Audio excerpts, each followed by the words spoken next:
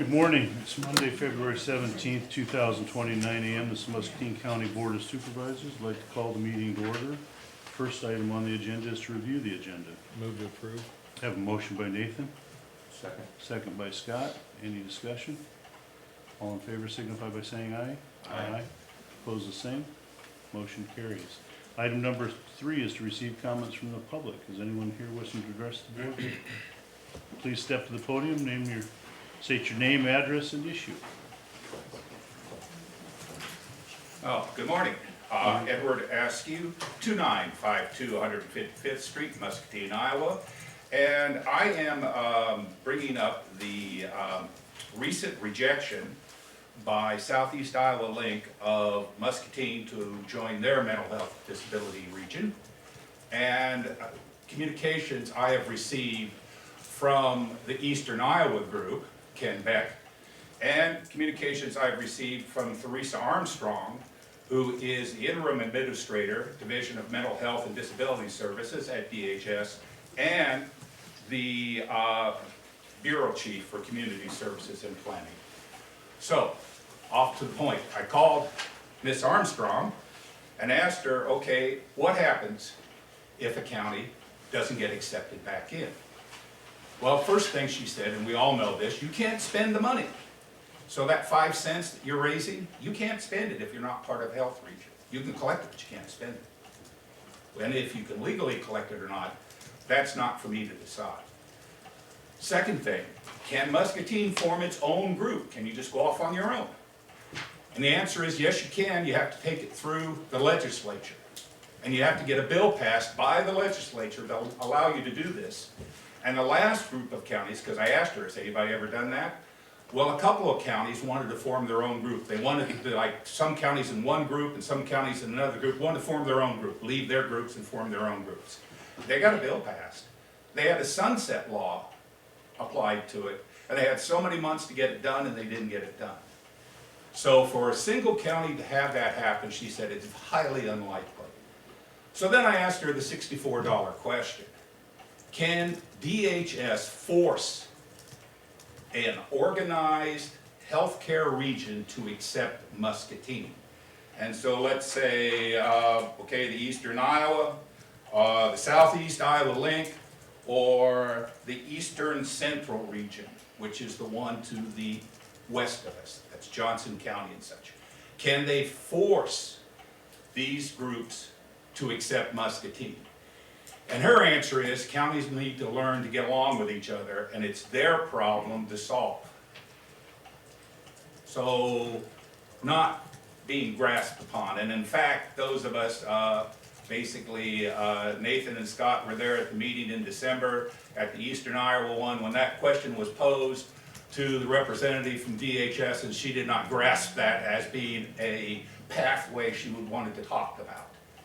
Okay, so I then, and I have copies here for each of the board members. This is an email string from this weekend. And I got a hold of Ken Beck. And as you know, Ken Beck is a supervisor from Scott County, and is currently the chair of the Eastern Iowa Mental Health District. And I asked him, I said, okay, last November, the Muscatine Board of Supervisors voted to leave the Eastern Iowa Mental Health and Disability Service Region. A letter stating Muscatine's decision to leave was then sent by Muscatine Board to the Region Board, and this was accepted by the Region Board. At this time, Muscatine will no longer be a member of Eastern Iowa Mental Health Disability Service Region at July 1, 2020. So, according to your 28E, member counties must vote on acceptance of new members. You'd be a new member then. If you read the 28E, if you've already said, I'm going to leave, and they accepted, we're leaving, then you're going to have to be voted back on to be accepted back into it. As Muscatine would be a new member, does the board plan to address this in the next meeting in February? They have a meeting end of February. And his response was, at this point, it is my understanding that DHS will decide the next step for Muscatine County after July of this year. So the answer to that is no. Since this is unprecedented, there is no way to predict what they will decide, i.e. DHS. But the decision must be made soon so that budgets may be certified. So it's not even July, the clock is ticking. So my question to Mr. Sorensen, specifically, but to this whole board, do you have any plans on getting accepted to any regions before July 1? Well, I think that it's really not, this is not an item on discussion for us today, but we certainly are well aware of the options and what's out there, and it is our intent to be a part of a region by July 1. Your intent, but do you have any prospects? You have, I mean, because you've been rejected twice by SEAL. Well, I think, Ed, I think you outlined pretty clearly where the options are. East Central region, we have not applied there. We can certainly go back to the Eastern Iowa Mental Health region and apply back there, which we would need to do. And or the director of DHS has within her right and responsibility to place us within a region, and then that's outside of the region's control. So I think that's kind of the stage of where the process is at this point.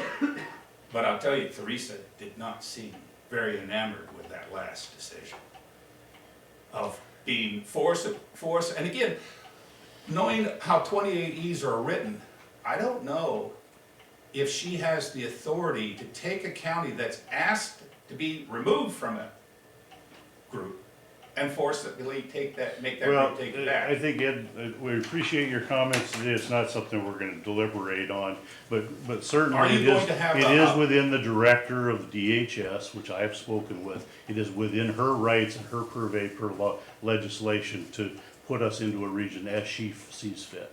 So, and I don't know, Ms. Anderson is probably speaking out of turn a little bit there. The director has that right and that authority. It was granted to her in the law. Okay, So, we know that. can you direct me to the part of the law that says that? What section of the Iowa Administrative Ed, Code? I think we're done here today. Okay. Well, if you and I would like to take this offline to discuss it, be more than happy to do that. But I think for the meeting, we just need to move forward. Okay, are you gonna be at the February 27th meeting? Yes, Okay, yes. We're currently a member of that board. no, February 27th is the one at the Muscatine Public Library, open to anyone of interest coming together around the mental health and services in Muscatine County. Oh, you're talking about Yes, the- that meeting. Yes, I plan to attend. That really is a service provider, put on by our director. It's something entirely unrelated to this, Oh, okay, but we're aware of it and I plan to attend. all right, thank you. Okay, item number 4 is discussion of possible action to approve the Governor's Traffic Safety Bureau STEP Highway Safety Grant Application amount of $38,152.50 with Captain Jeff Mullen. Good morning. This is a yearly grant we come to every year. GTSB, Governor's Traffic Safety Bureau, actually gives us money to run traffic enforcement as well as buy different needed items. This year we're putting into our radar unit, PBTs and another camera, as well as 750 hours of overtime. Okay, Move to approve. I have a motion by Nathan, a second by Doug. Okay, any discussion? All in favor signify by saying aye. Aye. Thank you. Okay, item number 5 is the Muscatine County Trails Plan Update with Brian Schmidt, Senior Planner of Bi-State Regional Commission. See Brian back there? Yeah. Just grab that up. Okay. I have some plans, looks like you got them, do you need a couple more? didn't bring a copy of mine, so I will. And if anybody else wants them, I do have it. You guys have enough? I've got it on mine here. I'll just leave them here. Oh, you get plenty. Okay. And share these ones with, she's the official keeper of the contract. Leslie's got it, that's what matters. I'll just I leave have the Yep. extras here for you. Okay. So thanks for having me this morning. I apologize for my cough. Been trying to get rid of it for 2 weeks, but Here you just a couple things wanted to go over. Why do a trails plan update? What's the what's in the plan update? and then what are the next steps moving forward. So why make this trails plan? This is actually an update from the 2007 plan. It's been part of our long-range transportation planning process since that time. It's in our Region 9 long-range transportation plan that is currently in the process of being updated. Region 9 is all of Muscatine County and then the rural portions of Scott County. Really, trails speak to quality of life in three major areas of interest for us as transportation planners, but economic development, public health, and then transportation safety and mobility. Economic development, trails have been shown to increase property values. If you have two of the same homes, exact same floor plans, the one closer to a trail has about up to a 10% premium paid on it. And then tourism, we all know of Ragbri. That is just the biggest example of tourism bringing dollars through the cycling infrastructure and the cycling culture that Iowa has cultivated. Public health, Muscatine County is ranked 63rd in Iowa for health outcomes, and that's from the Kaiser Family Health Foundation. So public health trails, people get out onto them, walking, cycling, any kind of activity that gets people moving, increases cardiovascular health, as well as social health. We don't talk about that as much, but maybe speaks to the mental health portion, that the cultural health behind trails, cycling groups, cycling clubs, really creates the community behind them. So transportation safety and mobility. We know that when we separate bicyclists from vehicular traffic, the safer it becomes for them and the motoring public, whether that's freight or just passenger vehicles. When the space is shared, that is inherently less safe. And we know a couple of the maps in the plan show this, but there have been a handful of fatalities and serious injuries in the county, and just one is too many as far as the Iowa DOT is concerned. So reducing that number to 0 is the goal. It's called Vision Zero. It's a nationwide effort to reduce fatalities nationwide on our roadways to 0. So I mentioned the plan from 2007, 13 years ago now. It's a bit long in the tooth. So we took that, revisited the goals, and removed one, but mentioned a couple others. So we just reaffirmed and updated the goals. We renew the proposals with the newest research and practices. The Federal Highway Administration has spent years doing research on best practices, on safety countermeasures, to really give the quantitative support for these proposals. This plan will serve as a foundation for grant writing that we can talk about in a little bit. Having corridors in a plan really supports your grants as you turn them in. And it also shows forethought ahead of time. It's not just a pet project, for instance. And then it also organizes support for and awareness of the issues such as safety and tourism as well. So in the plan, one of the maps has facility type, and I'll talk about the 3 types of facilities we're talking about. Excuse me. And the FHWA has what's called the Rural Design Guide, specifically for transportation, alternative transportation facilities in rural areas, because we know rural areas have different needs than urban areas. So the first least intense facility is a mixed traffic facility.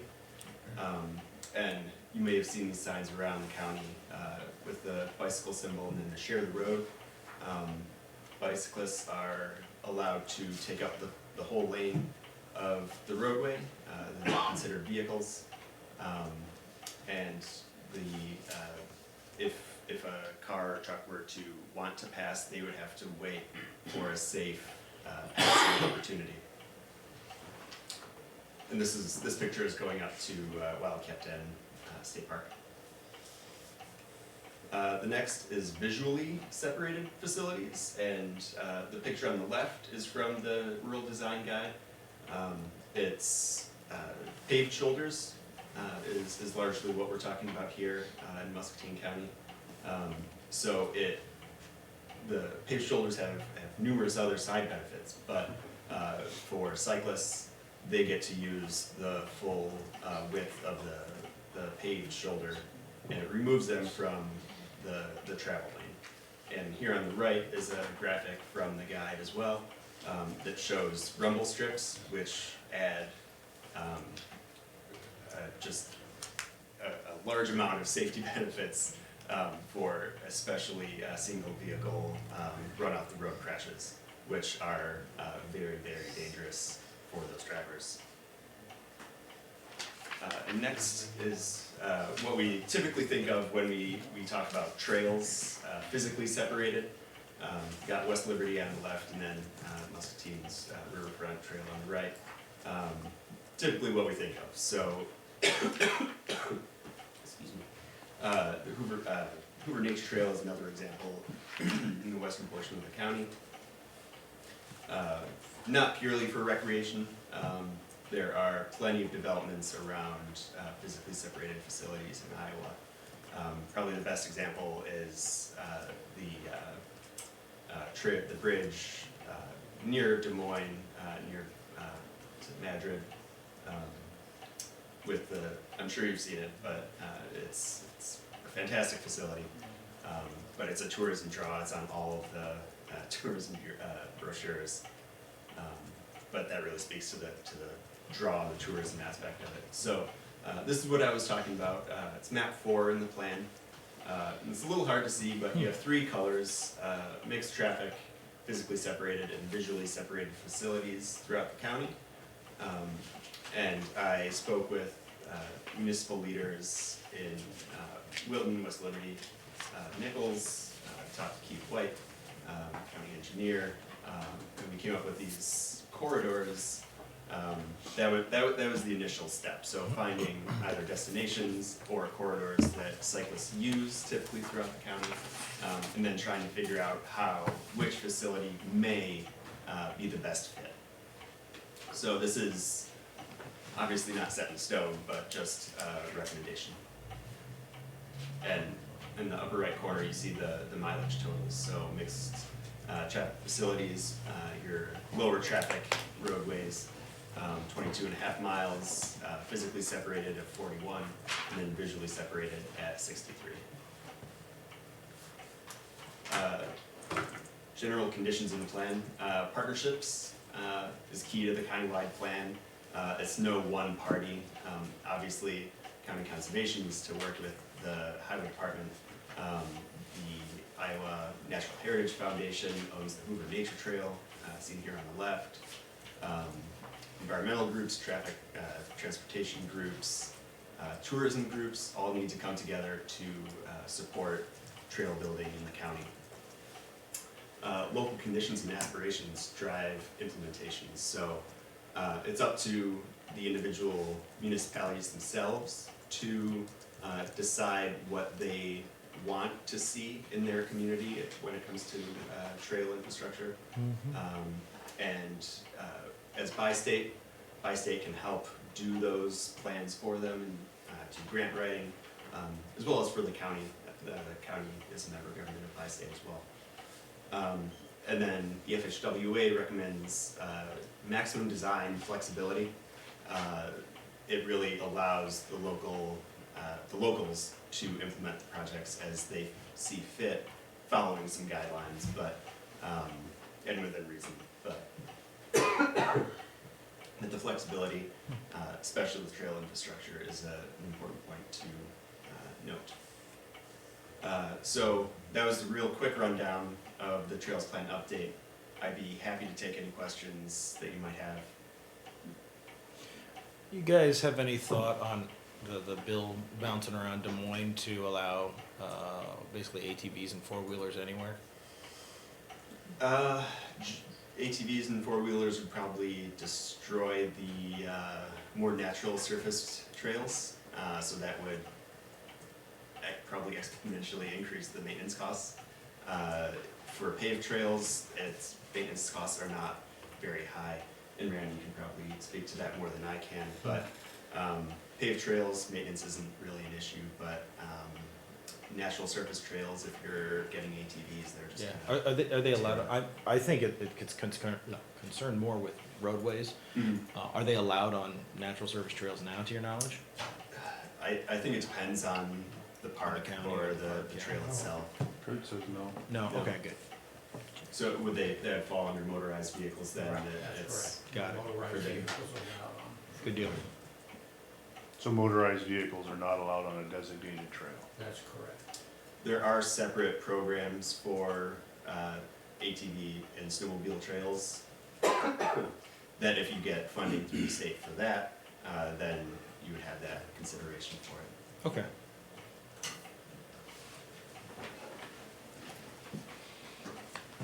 Okay, any other questions?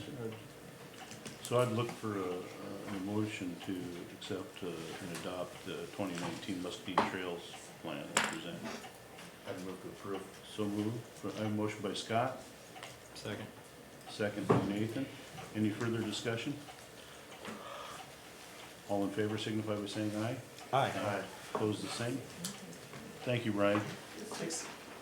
Thank you. Okay, item number 6, or item from County Engineer Keith White. Item number 6A is discussion of possible action to approve various utility permits. Okay, good morning. We have two permits today. The first is from Windstream Iowa Communications of Little Rock, Arkansas.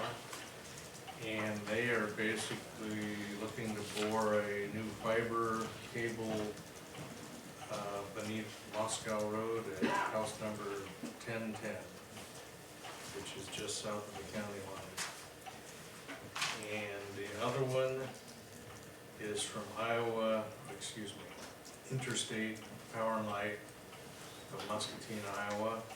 This relates to our G28 paving project, and this is the first of a couple permits from them, but this is relocating the gas main on 231st Street or G28, and they're boring a new line on the north side of the road from near Lutheran Homes Drive west to Custom Feeds.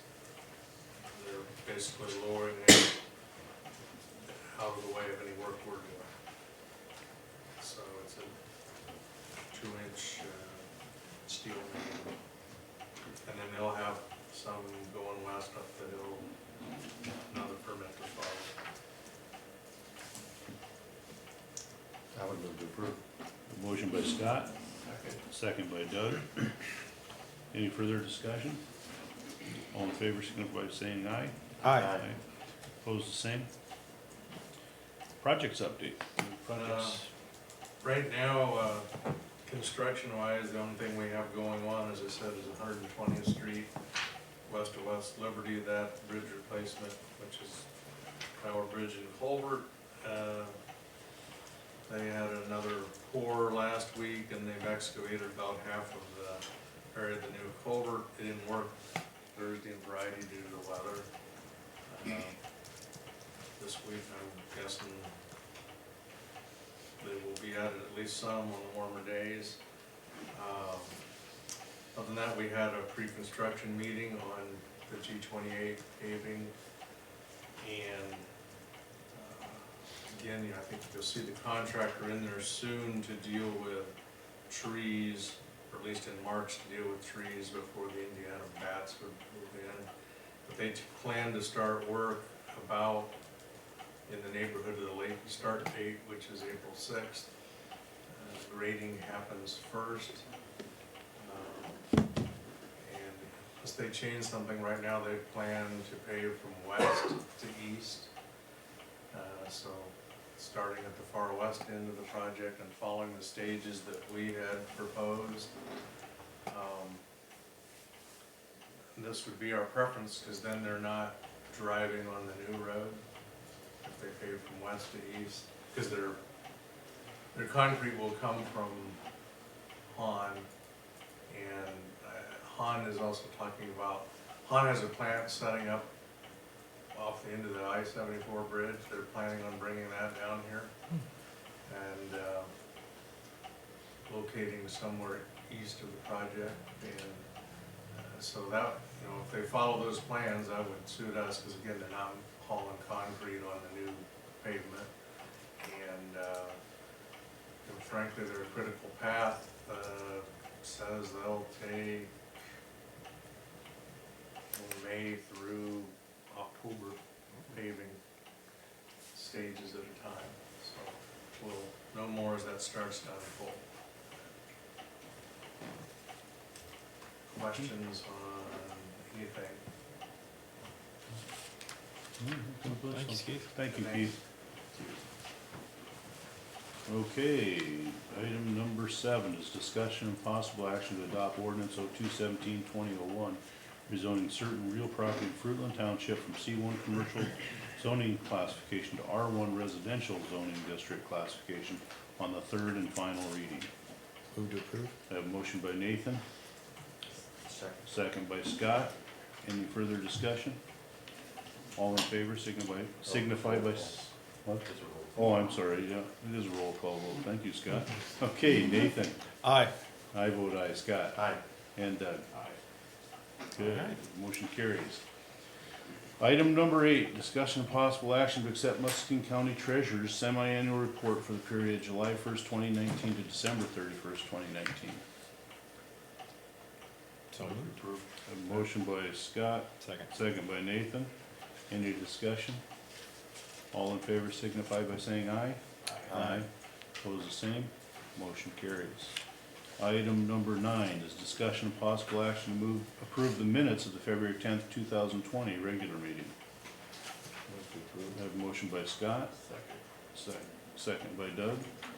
Any discussion? All in favor signify by saying aye. Opposed, the same. Motion carries.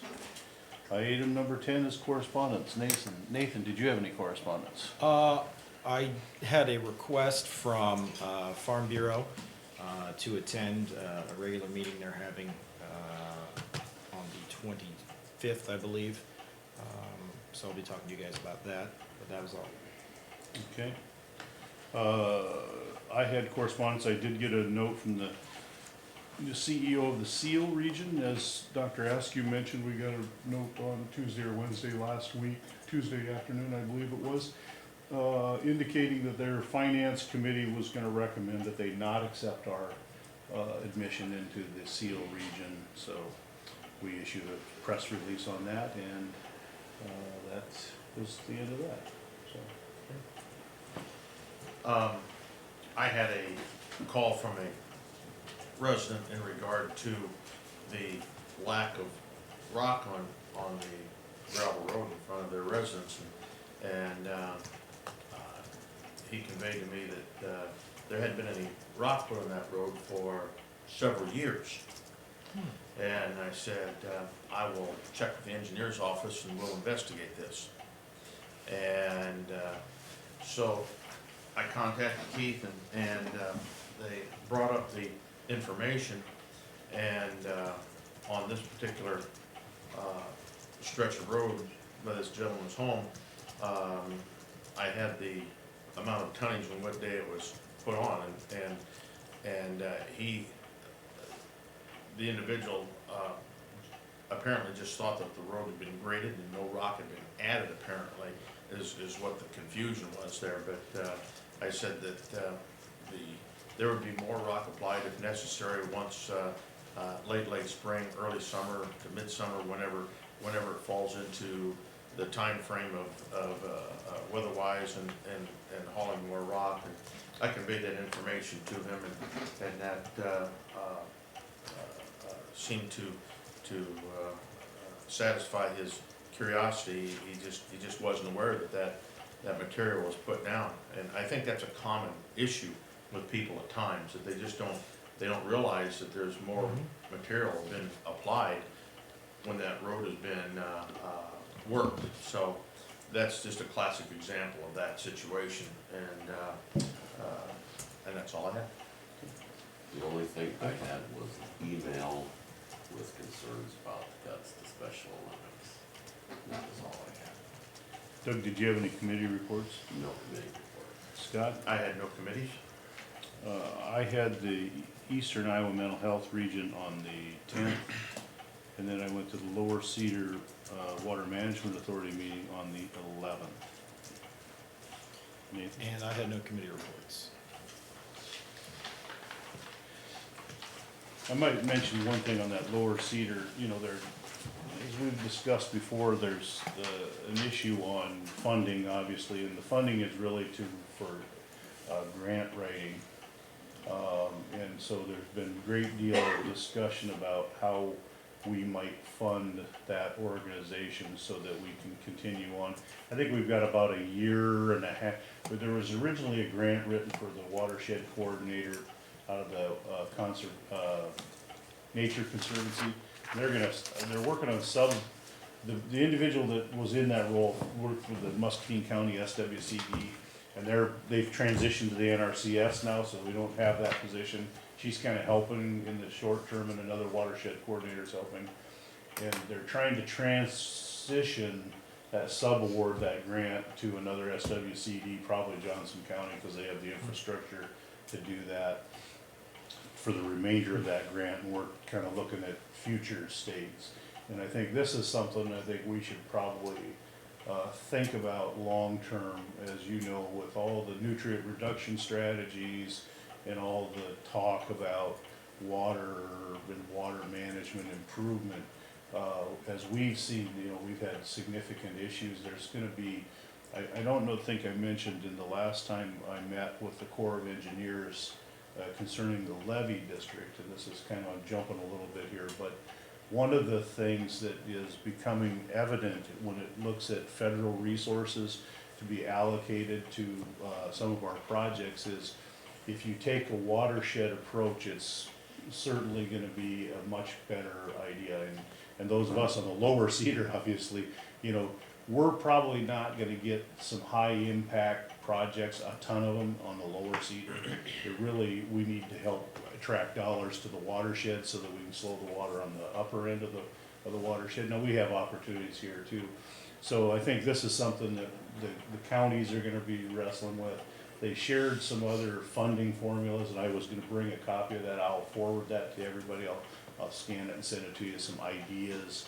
But, you know, they're looking at probably funding, you know, anywhere from 75 to 100,000 a year. And there's a pretty good, in the Lower Cedar, all the counties are members. I think almost, I don't think there's any incorporated cities that are in the watershed that are not. The Louisa County hasn't participated, but they haven't been asked. And they have just a little bit down by Fredonia and down in that area. So just something to think about, might come across our plate. You know, I think I asked Sherry and Nancy in our budgets as we can kind of continue forward. They'd asked counties to give 1,000 for a year. We've done kind of that. We've done what they've asked in the past to help with match dollars for grant writing. And so if we would consider that in our budget, we can consider that in our deliberations. But we're gonna have to fund some kind of dollars to help write these grants so we can try to get funding for a lot of these programs. That's about all I have on the watershed management. Okay. And next item is to receive information from county employees. Do you have any? Keith, you have more? Okay. Yeah, just wanted to speak to Scott's report for a second. I did go look at that day. That road was like great shape. And I wanted to confirm for you, it is what I thought. We had pulled edges, cut edges and secondaries and pulled them in. That's the windrows that he saw. And it got lots of rock, because I said when I saw that and it was gonna rain, I'm like, we need to get rock on these things.